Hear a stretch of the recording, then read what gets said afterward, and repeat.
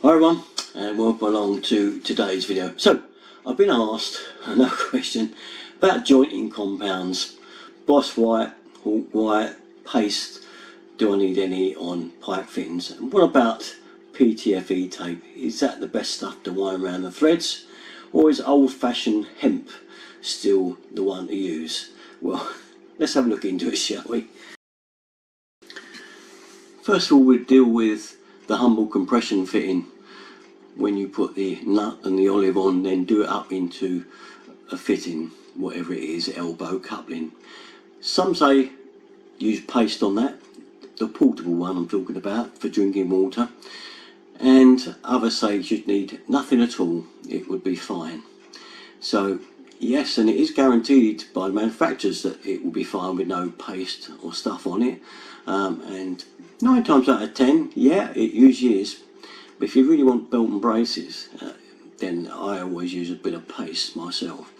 Simply because over the years I've been caught out many times where you get a leak, and it's one of those things, and sometimes you can nip it up alright, give it an extra bit of tighten, but normally a lot of times it doesn't work. You can keep trying to tighten it till it gets to the very end of that thread and murder it up and it will still leak.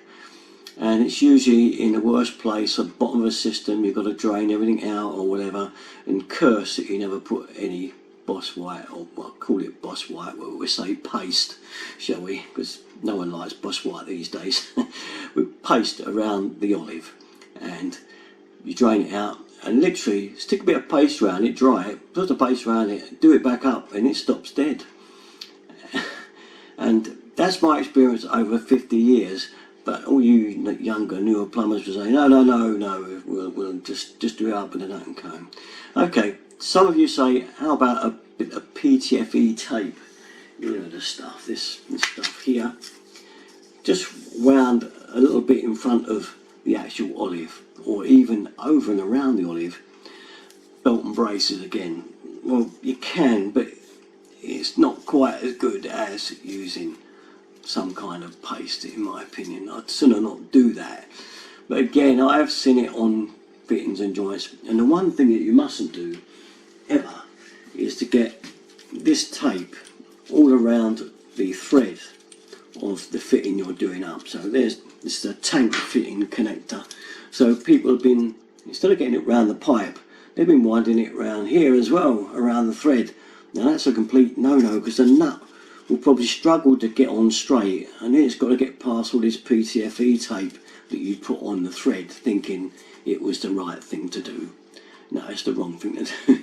If you want to put a little bit round the olive itself before it goes in, that's fine, you can if you want to, or you can put a little bit just in front of the olive and push it in. But do remember, it'll be harder to do the nut up, because that will be pushing it out slightly. So something to beware with that. I never touch PTFE tape with compression fittings at all, okay? No. What I like best still is my old favourite, but unfortunately you can't use it anymore, not on portable drinking applications. It's been banned now. So although I was using this for the last 50 years, well, 30 odd years before it got banned, I haven't heard of anybody being poisoned or so-called killed by the bacteria this is supposed to generate. But anyway, the boffins have got hold of it now, so this is out of the window. This is the good stuff from years and years that we've been using, and this stuff really kind of never leaks out. This is, you can still use it on threaded heating now, because when you've got a towel, a heating towel like this, you can wind this hemp into the thread. You obviously still use a PTFE tape, and you can still wind that into the thread like so, you know, round and round in the right direction. I'm looking at it there, and then we're going into the thread like so, and that will be fine. That usually is okay like that.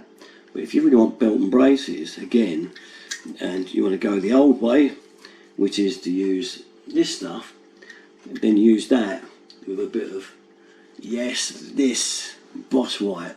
This is the non-portable one. It can still be used on heating systems, and so can hemp. So, but whether you can still get hemp these days, I've no idea.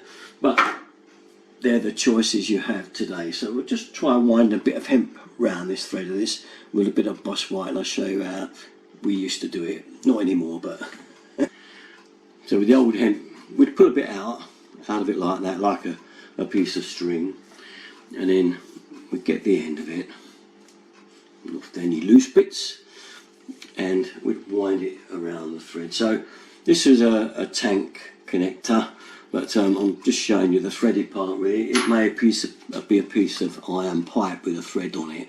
That was what this was really used for in the main. And we kind of wind it from the back around the thread like this, so it goes right into it. Okay, it's right, it goes in, and you can just twist it around like that. Okay, that's right into it. Now, I wouldn't just screw that in like that. This is when the boss wipe would come in, and good stuff. You've got to stick your finger in it. Afraid so, and then get it and whop it around the fitting like that. Any excess you don't want, put back in the tub. Okay, you don't need to go too mad, but this ensures that it stays on, and as long as you've got it round the white ray, the hemp's into the thread, clockwise in, and it's like that. Now that joint there, if I was to thread that into a female iron fitting or a socket or something like that, you wouldn't get a leak. So unfortunately this stuff has virtually reached the end of the line. It's kind of had its day now, hasn't it? It's got bad press, hasn't it? So what kind of plumbing paste can you use on portable water?